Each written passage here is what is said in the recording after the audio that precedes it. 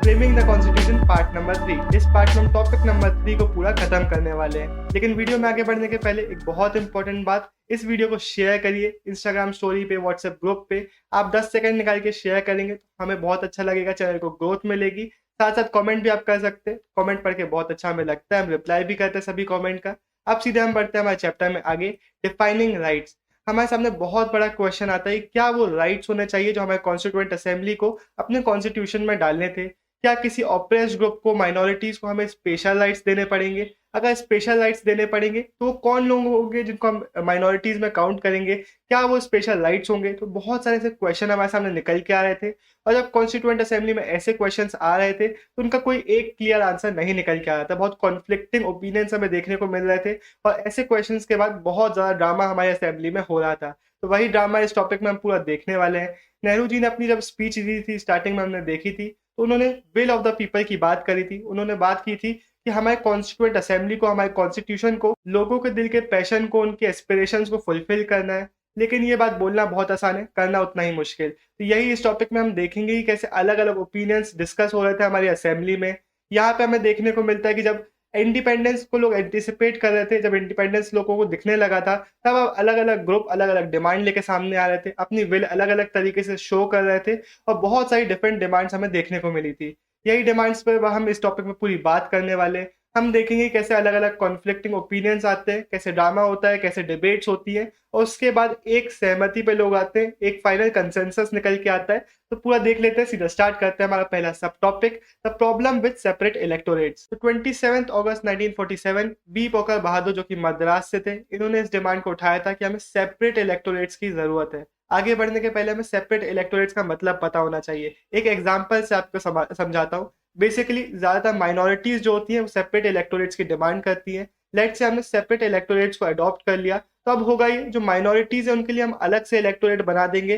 Let's say दो minorities है हमारा, दोनों के लिए अलग से इलेक्शन होंगे, जहाँ पे खुद के लिए एक अलग लीडर चूज करेंगी। तो ये बेसिकली पूरा आ जाता है। लेकिन इसकी प्रॉब्लम क्या होती है, अब आपका जो नेशन है पूरा डिवाइड हो चुका है। हर माइनॉरिटी अपने इलेक्शंस करवा रही है, अपने उसमें लीडर को चूज कर रही है। तो यहाँ पे एक कम्युनिटी नहीं बन पाती है, बल्कि डिवाइडेड हो जाती है। तो ये प्रॉब्लम निकल के आ रही थी। ये बेसिकली ब्रिटिशर्स ने इंडिया में इंट्रोड्यूस कराया था। 1909 में एक एक्ट आया था, 1919 में एक्ट आया था। इसमें पहले 1909 में मुस्लिम्स के लिए सेपरेट इलेक्टोरेट्स को ला दिया गया था, 1919 में फिर बाकी कम्युनिटीज के लिए भी इसको इंट्रोड्यूस करा दिया गया था। तो यहाँ पे बहुत सारे कॉन्फ्लिक्ट्स इसको लेके हो जाते हैं। जब ये इसकी आवाज उठाते तो बहुत ड्रामा हमें यहाँ पे कॉन्स्टिट्यूएंट असेंबली में देखने को मिलता है। तो उसको ही हम देखेंगे, लेकिन पहले हम बात कर लेते हैं कि बहादुर ने इसके बारे में क्या बोला था। तो बहादुर जी का कहना था कि हम किसी भी लैंड से माइनॉरिटीज को इरेज नहीं कर सकते, they can not be erase out of existence. तो उसके लिए हमें जरूरत है ऐसे फ्रेमवर्क की जहाँ पे इन माइनॉरिटीज को हम सेफ फील करवाएं। हम चाहते हैं कि ऐसा एक कल्चर हो जहाँ पे हार्मनी हो इन सभी माइनॉरिटीज और मेजोरिटी के बीच में। तो इसलिए इनका कहना था कि हमें सेपरेट इलेक्टोरेट्स की इसके लिए जरूरत है। जैसे ही हम इसको इंट्रोड्यूस कराएंगे तो अलग अलग कम्युनिटीज के बीच में जो डिफरेंसेस हैं वो खत्म होने लगेंगे, सबको इक्वल अपॉर्चुनिटी मिलने लगेगी। बहादुर जी का कहना था माइनॉरिटीज के लिए बहुत ज्यादा इंपॉर्टेंट है कि उनको पॉलिटिकल सिस्टम में वॉइस मिले, और ये सिर्फ हम तभी कर पाएंगे जब हम सेपरेट इलेक्टोरेट्स को इंट्रोड्यूस कराएंगे, क्योंकि अब ऑब्वियसली ये खुद के लिए अपने रिप्रेजेंटेटिव चूज कर पाएंगे। तो ये इनके ओपिनियंस थे। इनका कहना था अगर हमें मुस्लिम्स को, एक माइनॉरिटी को सेफ फील कराना है, तो हमें गवर्नेंस में उनको पावर देनी पड़ेगी, जो कि हम सिर्फ सेपरेट इलेक्टोरेट्स के थ्रू कर सकते हैं। तो इन्होंने अपने पॉइंट्स यहाँ पे रखे थे। लेट्स हम सेपरेट इलेक्टोरेट नहीं लेके आते, तो जॉइंट इलेक्टोरेट में अगर एक नॉन मुस्लिम लीडर बनता है तो वो मुस्लिम्स की प्रॉब्लम को नहीं समझ पाएगा। ऐसे ही जो नॉन मुस्लिम वोटर्स है वो मुस्लिम्स के लिए एक सही रिप्रेजेंटेटिव चूज नहीं कर सकते, इसलिए हमें सेपरेट इलेक्टोरेट्स की जरूरत है। लेकिन जैसे ही इन्होंने ये बात करी तो बहुत ज्यादा प्रॉब्लम हमें, बहुत ज्यादा ड्रामा, बहुत ज्यादा हंगामा हमें हमारी कॉन्स्टिट्यूएंट असेंबली में देखने को मिलने लगा। तो हमारे बहुत सारे नेशनलिस्ट अब बहुत ज्यादा गुस्सा हो गए थे, बहुत ज्यादा डिसअपॉइंटेड थे इस डिमांड को लेकर। इन लोगों का कहना था कि ये बिल्कुल भी गलत डिमांड है, ये एक ब्रिटिशर्स का गेम था जो उन्होंने हमें इंडियंस को डिवाइड करने के लिए खेला था। अब आपको ऐसी डिमांड करने की कोई जरूरत नहीं है। तो ये आरवी ढुलेका जी के वर्ड्स थे। The English played their game under the cover of safeguards, with the help of it they allure you to a long lull, give it up now there is no one to misguide you। तो ये उन्होंने बोला कि English man ने, जो Britishers थे, उन्होंने आपको बहला फुसला लिया, उन्होंने इस गेम खेला और आपको अपनी टीम में कर लिया। लेकिन अब आपको कोई मिसगाइड करने वाला नहीं है। अब आपको समझना चाहिए ये आपके फायदे के लिए नहीं है, बल्कि आपको नुकसान करेगा अगर हम सेपरेट इलेक्टोरेट्स लेके आ जाएंगे। तो ये कोई सेफ गार्ड्स नहीं है। तो ये हमारे ढुलेका जी के वर्ड्स थे। अब हमें और भी ऑपोजिशन इसके अगेंस्ट देखने को मिलता है। बेसिकली जो हमारे नेशनलिस्ट थे वो बहुत ज्यादा डरे हुए भी थे कि ये हमें बहुत ज्यादा हार्म कर सकता है एज अ नेशन। तो इसलिए सेपरेट इलेक्टोरेट्स का हमें बहुत ऑपोजिशन देखने को मिल रहा था। अब लोगों को डर था कहीं सिविल वॉर ना हो जाए, राइट्स ना हो जाए, वायलेंस ना हो जाए, बेसिकली इंडिया डिवाइड ना हो जाए फिर से सेपरेट इलेक्टोरेट्स के चक्कर में। Separate electorates was a poison that has entered the body politic of our country, ये हमारे सरदार पटेल जी ने बोला था, इनके ये वर्ड्स थे। It was a demand that had turned one community against another, divided the nation, caused bloodshed and led to the tragic partition of the country. तो ये बोला जा रहा था हमारी कॉन्स्टिट्यूएंट असेंबली में। वल्लभ भाई पटेल जी के ये भी वर्ड्स हमें देखने को मिलते हैं। Do you want piece in this land?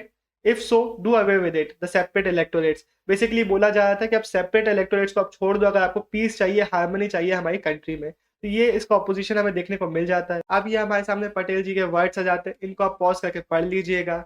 अब हम आगे बढ़ते हैं हमारे चैप्टर में। यहाँ पे हमें देखने को मिलते हैं गोविंद बल्लभ पंत जी के वर्ड्स। इनका कहना था सेफ गार्ड के नाम पे ना तो आप सिर्फ नेशन को हार्म करोगे, बल्कि जिनको आप सेफ गार्ड दे रहे हो उनको भी सिर्फ और सिर्फ हार्म होगा सेपरेट इलेक्टोरेट से। तो इन्होंने बहादुर जी के कुछ वर्ड से तो अग्रीमेंट दिखाया। इन्होंने बोला कि आप बिल्कुल सही बोल रहे हैं कि किसी भी डेमोक्रेसी के लिए हमें अलग अलग सेक्शंस का, अलग अलग लोगों का कॉन्फिडेंस की जरूरत होती है। बिल्कुल सही बात है। आपने ये भी सही बोला है कि every citizen in a free state should be treated in a manner that satisfies not only his material wants but also his spiritual sense of self respect। ये भी आपने एकदम सही बात बोली। आपने ये भी एकदम सही बात बोली कि जो मेजॉरिटी है उन्हें माइनॉरिटी की प्रॉब्लम्स को समझना चाहिए, उनके एस्पिरेशन के साथ एम्पैथाइज करना चाहिए। लेकिन आपकी जो सेपरेट इलेक्टोरेट्स की जो डिमांड है वो एकदम गलत है। वो एक सुसाइडल डिमांड से आप खुद को भी हार्म कर लोगे, यानी कि माइनॉरिटी कम्युनिटी को भी हार्म करोगे और नेशन एज अ होल को भी हार्म करोगे। तो इन्होंने भी बताया, इन्होंने भी अपोज किया हमारे सेपरेट इलेक्टोरेट की डिमांड को। इनका कहना था कि इससे हम सेफगार्ड से जो माइनॉरिटीज है उनको बहुत ज्यादा प्रॉब्लम में डाल देंगे, उनका जो गवर्नेंस में रोल होना चाहिए वो भी खत्म हो जाएगा। इनके जो वर्ड्स है वो भी आप अगले सोर्स में पढ़ सकते हो। इस चैप्टर में बहुत सारे सोर्सेस हैं, तो आप पॉज करके पढ़ते जाइए। बहुत इजी वर्ड्स में लिखा हुआ है ये पूरा, तो आपको पूरा समझ में आने लगेगा।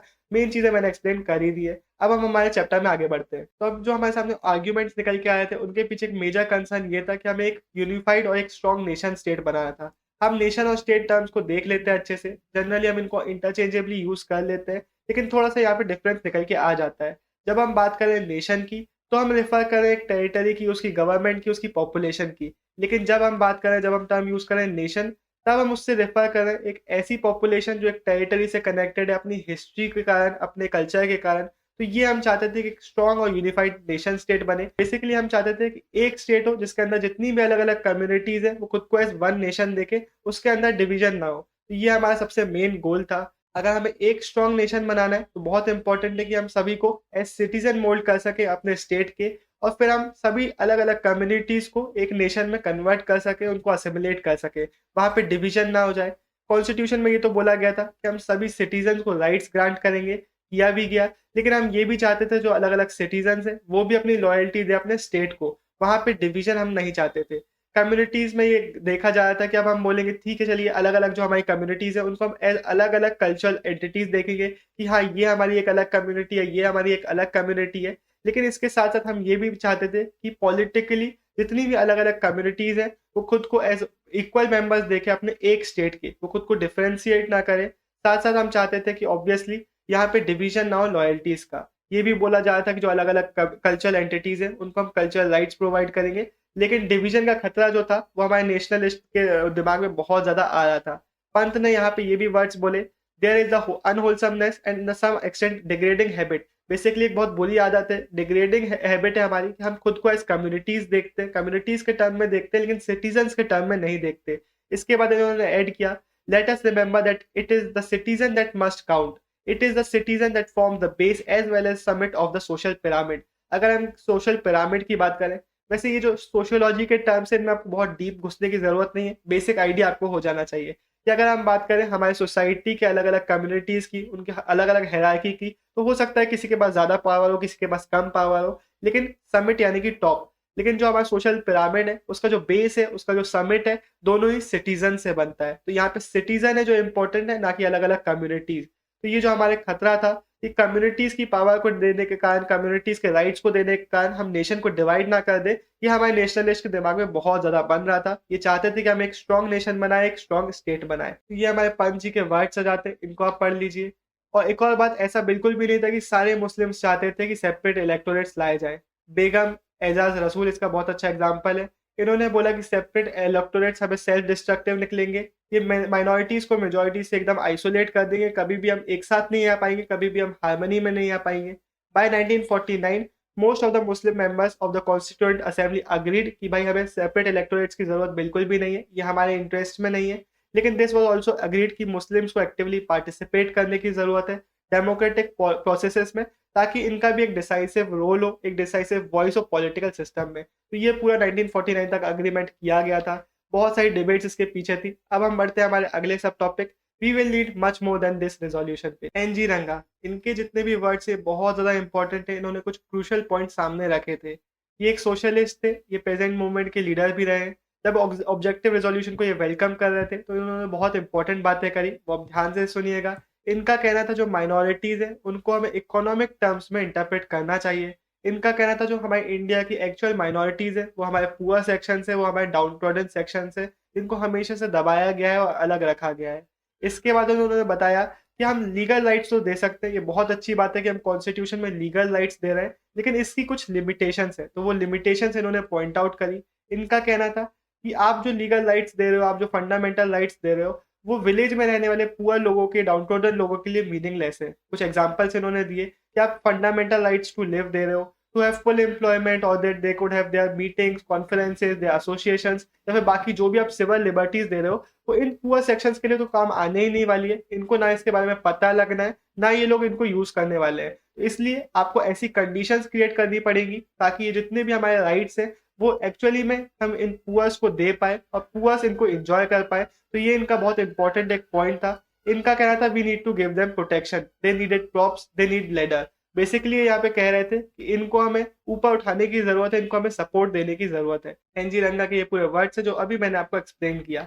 इसके बाद एनजी रंगा ने एक और बहुत इंपॉर्टेंट बात करी। इन्होंने बताया कि कॉन्स्टिट्यूएंट असेंबली में हम जो रिप्रेजेंटेटिव बैठे और जो एक्चुअल इंडियन मासेस है उनके बीच में एक बहुत बड़ा गैप है, एक बहुत बड़ी खाई है। इन्होंने एक क्वेश्चन पूछा, whom are we supposed to represent? The ordinary masses of our country। लेकिन इस फिर भी हम में से बहुत सारे लोग उन मासेस को बिलोंग नहीं करते। ये जो मासेस हैं ये हम तक नहीं पहुंच सकते।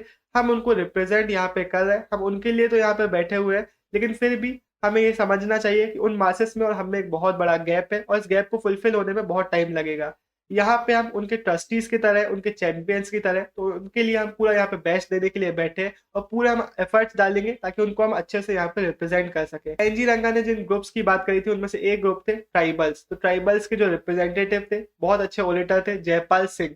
इनके वर्ड्स हम देख लेते हैं। ऑब्जेक्टिव रेजोल्यूशन को वेलकम करते हुए इन्होंने बोला, मैं एक आदिवासी हूँ, तो मुझसे तो ये आप एक्सपेक्ट नहीं कर सकते कि इस रेजोल्यूशन की जो लीगल इंट्रिकेसीज है, जो कॉम्प्लिकेशंस है, उसको मैं अच्छे से समझूं। लेकिन मेरा कॉमन सेंस मुझे ये बहुत अच्छे से बताता है अब हम we are here to fight together for freedom, we are here for togetherness. तो ये इन्होंने बोला। इसके बाद इन्होंने अपने ग्रुप के बारे में बताया कि अगर इंडिया में कोई एक ऐसा ग्रुप है जिसको बहुत खराब तरीके से ट्रीट किया गया है पास्ट में, तो वो हमारा ग्रुप है, ट्राइबल्स का ग्रुप है। पिछले 6000 सालों में हमें बहुत गलत तरीके से ट्रीट किया गया है। जितने भी नॉन एबोरिजिनल्स थे, यानी कि जितने भी नॉन आदिवासी थे, उन्होंने हमें एक्सप्लॉइट किया है, डिस्पोजेस किया है हमें हमारे लैंड से। बीच में बहुत बार रेबेलियन हुए, बहुत बार डिसऑर्डर आया है। तो बेसिकली हमारी कंडीशन पिछले सालों में बहुत खराब रही है। लेकिन फिर भी मैं पंडित जवाहरलाल नेहरू के वर्ड्स की बहुत वैल्यू करता हूँ और अब मुझे लगता है कि हम साथ में एक नया चैप्टर को स्टार्ट करेंगे जहाँ पे हम इंडिपेंडेंट इंडिया का ड्रीम करते हैं, जहाँ पे हम एक नया चैप्टर स्टार्ट करेंगे इक्वालिटी का, जहाँ पे सबके पास इक्वल अपॉर्चुनिटीज होंगी, जहाँ पे कोई भी नेग्लेक्ट नहीं होगा। तो ये इन्होंने बोला और इन्होंने नेहरू जी की तरफ थोड़ी रिस्पेक्ट अपनी दिखाई और अपने पास्ट को रिफ्लेक्ट किया। तो जयपाल सिंह जी ने अपने वर्ड्स बहुत अच्छे से रखे और इन्होंने अपना पूरा बताया कि ट्राइब्स को क्यों प्रोटेक्शन की जरूरत है। आगे इन्होंने ये भी बताया कि हमें क्या करने की जरूरत है। इनका कहना था जो ट्राइबल लोग हैं उनको जनरल पॉपुलेशन से हमेशा से अलग रखा गया है। हम कोई न्यूमेरिकल माइनॉरिटी नहीं है, नंबर में हम कम नहीं है, लेकिन फिर भी ट्राइबल्स को प्रोटेक्शन की जरूरत है, ये उनका कहना था।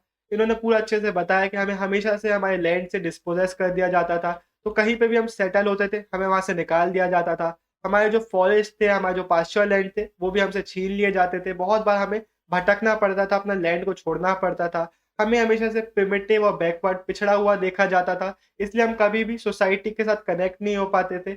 बेसिकली हमें हमेशा से अलग रखा जाता था सोसाइटी से। तो इन्होंने ये पूरा बताया, इन्होंने पूरा बोला कि हमें सोसाइटी से और हमारे ट्राइबल एरिया से जो इमोशनल और फिजिकल डिस्टेंस है उसको खत्म करने की जरूरत है। इसके लिए हमें सेपरेट इलेक्टोरेट्स नहीं चाहिए, लेकिन उन्होंने अपनी अलग डिमांड्स रखी। तो इन्होंने बोला our point is that you have got to mix with us, we are willing to mix with you. तो ये उन्होंने पूरा बोला। इन्होंने बोला सेपरेट इलेक्टोरेट्स मत दो हमें, लेकिन हमें लेजिस्लेचर में रिजर्वेशन दो सीट्स का, ताकि हमें रिप्रेजेंटेटिव मिल सके लेजिस्लेचर में। इनका कहना था सिर्फ यही एक तरीका है जिससे हम ट्राइबल लोगों की बात है उसको आगे रख पाएंगे और बाकी लोगों को फोर्स कर पाएंगे ट्राइबल्स की जो रिप्रेजेंटेशन है उसको सुनने के लिए। तो ये इनका कहना था, हमें रिजर्वेशन दे दीजिए। इसके बाद अब स्टार्ट होता है हमारा अगला subtopic, we were suppressed for 1000 year. सबसे बड़ा क्वेश्चन यही है कि जो राइट्स है डिप्रेस्ड कास्ट के वो हम कैसे डिफाइन करेंगे हमारे कॉन्स्टिट्यूशन में। आपने पहले भी पॉलिटिकल और हिस्ट्री की बुक्स में पढ़ा होगा कि जब हमारे नेशनल मूवमेंट चल रहे थे तो अंबेडकर जी का कहना था कि सेपरेट इलेक्टोरेट्स ला दिए जाएं, लेकिन महात्मा गांधी जी ने इसको अपोज किया था। गांधी जी ने बोला था कि नहीं भाई, अगर सेपरेट इलेक्टोरेट्स आ गए तो एकदम डिफरेंस हो जाएगा, कभी भी जो माइनॉरिटीज है वो बाकी सोसाइटी से मिक्सअप नहीं हो पाएगी। तो ये बोला गया था पहले भी, तो ये बहुत लंबे टाइम से क्वेश्चन चला आ रहा है। तो ये जो ऑपोजिशन है कॉन्स्टिट्यूएंट असेंबली में, इसको कैसे सॉल्व किया जाएगा। एक और बात, जो हमारी डिप्रेस्ड कास्ट है उनकी जितने भी सेफगार्ड्स हैं, जितने भी प्रोटेक्शंस हैं, हम कैसे देने वाले हैं। तो ये बहुत बड़े क्वेश्चन थे जिन पे बहुत ज्यादा चर्चाएं हुई, तो वही हम देखने वाले हैं। अब यहाँ पे डिप्रेस्ड कास्ट के जो लोग थे, जो रिप्रेजेंटेटिव थे, उनके ओपिनियंस हम देखेंगे। इनका कहना था जो अनटचेबल्स की प्रॉब्लम है ये सबसे ज्यादा बड़ी है, इसको हम सिर्फ प्रोटेक्शन देने से, सिर्फ पेपर में सेफगार्ड्स देने से सॉल्व नहीं कर पाएंगे। ये एक ऐसी डिसेबिलिटी है जो सोसाइटी जो कास्ट सोसाइटी है उसके जो नॉर्म्स रहे, जो नियम बन गए, जो कास्ट सोसाइटी के जो मोरल वैल्यूज बन गए, बहुत ज्यादा रिजिड है। इनको हमें तोड़ना पड़ेगा अगर इनकी प्रॉब्लम्स को हमें सॉल्व करना है। तो यही इनका कहना था। इन्होंने बताया कि सोसाइटी ने हमेशा से इन अनटचेबल्स की सर्विस ली है, लेबर लिया है, लेकिन कभी भी इनके साथ मिक्सअप नहीं हुए। हमेशा बीच में एक सोशल डिस्टेंस मेंटेन करके रखा है। कभी भी इन्होंने साथ में खाना नहीं खाया, कभी भी इनको टेम्पल्स में परमिशन नहीं मिली एंट्री करने की। तो ये कुछ प्रॉब्लम्स थी जिसके कारण ये एक्चुअल इंटचेबल्स की प्रॉब्लम हमारी सोसाइटी में जनरेट हुई थी। तो इसको ये सॉल्व करना चाहते थे। तो जे नागप्पा जो कि मद्रास से थे, इन्होंने बहुत सारी इंपॉर्टेंट चीजें बोली। इन्होंने बताया कि हमारी सफरिंग्स बहुत टाइम से चलती आ रही है, लेकिन अब फ्यूचर में हम सफर नहीं करने वाले, इसके लिए हम बिल्कुल तैयार नहीं है। अब हम चेंज लेके आना चाहते हैं। इन्होंने बोला कि हम अपनी रिस्पॉन्सिबिलिटीज को समझ चुके हैं और हम ये भी समझ चुके हैं कि अपनी बात को आगे कैसे रखना है। तो इनकी बात भी हम आगे देखने वाले हैं। ये कुछ बॉक्सेस हमारे सामने निकल के आ जाते हैं। ये जो सोर्स बेस्ड बॉक्सेस है इनके लिए मैं एक सेपरेट वीडियो बना दूंगा, अभी के लिए आप इनको पढ़ लीजिए, बहुत इंपॉर्टेंट ये बॉक्सेस नहीं है। नागप्पा जी ने बताया कि जो डिप्रेस्ड कास्ट है ये 20-25% तक है हमारी सोसाइटी में, यानी कि न्यूमेरिकल माइनॉरिटी हम नहीं है, लेकिन फिर भी हमें जानबूझ के सोसाइटी में दबाया गया है। हमेशा से हमें साइडलाइन किया गया है, हमें इनसिग्निफिकेंट फील कराया गया है। हमें कभी भी एजुकेशन प्रोवाइड नहीं की गई, कभी भी एडमिनिस्ट्रेशन में पावर में आने नहीं दिया गया माइनॉरिटीज को, इसलिए हमारी सोसाइटी में खराब पोजीशन है। के.जे. खांडेकर जी ने भी अपने वर्ड्स बताए कि हमें 1000 ऑफ ईयर्स तक सप्रेस किया गया है, इतना ज्यादा सप्रेस किया गया है कि हमारा माइंड, हमारी बॉडी, हमारा हार्ट कुछ भी अब वर्क नहीं करता। हमारी सोसाइटी में बहुत ज्यादा खराब पोजीशन है, अब हम फॉरवर्ड मूव भी नहीं कर पा रहे हैं, ऐसी हमारी हालात है सोसाइटी में। तो ये अलग अलग व्यूज हमें पूरे देखने को मिल जाते हैं। इसके बाद अंबेडकर जी के भी व्यूज चेंज हो जाते हैं। पहले सेपरेट इलेक्टोरेट्स की डिमांड कर रहे थे, लेकिन पार्टीशन का जब इन्होंने वायलेंस देखा तो इन्होंने बोला भाई सेपरेट इलेक्टोरेट से तो पूरा हम डिवाइड हो जाएंगे, हम एक नेशन कभी भी फॉर्म नहीं कर पाएंगे। तो कॉन्स्टिट्यूएंट असेंबली ने फाइनली अपना कंसेंसस बनाया कि जो हमारी अनटचेबिलिटी है उसको अबॉलिश कर दिया गया था, हिंदू टेम्पल्स को ओपन कर दिया गया था सभी कास्ट के लिए, साथ साथ लोएस्ट कास्ट के लिए गवर्नमेंट ऑफिसेस में, लेजिस्लेचर में, इधर पे जॉब्स में बहुत सारे रिजर्वेशंस दिए गए थे ताकि इनको अपलिफ्ट किया जा सके। बहुत सारे लोगों का कहना था कि यहाँ पे सिर्फ और सिर्फ आपको कॉन्स्टिट्यूशन में चेंजेस करने से, ऑन पेपर चेंजेस करने से सारी चीजें चेंज नहीं हो जाने वाली है, बल्कि आपको सोसाइटी का स्टेटस बदलना पड़ेगा, सोसाइटी का व्यू पॉइंट बदलना पड़ेगा। लेकिन हमें ये देखने को भी मिलता है कि सोसाइटी ने, पब्लिक ने बहुत अच्छे से इन चेंजेस को एक्सेप्ट किया। आज की डेट पे आप देख सकते हो जो प्रॉब्लम्स थी पास्ट की वो अब बहुत हद तक कम होने लगी है। तो ये आप अपने कमेंट में बता सकते हो कि आपके क्या व्यू पॉइंट है इसको लेकर। इसी के साथ ही हमारा जो पार्ट है खत्म होता है। बहुत जल्द मिलेंगे पार्ट नंबर 4 में। अगर आपको कोई भी डाउट है तो आप कमेंट में पूछ सकते हो, और वीडियो को लाइक करिए, शेयर करिए अपने दोस्तों के साथ। Bye bye, take care.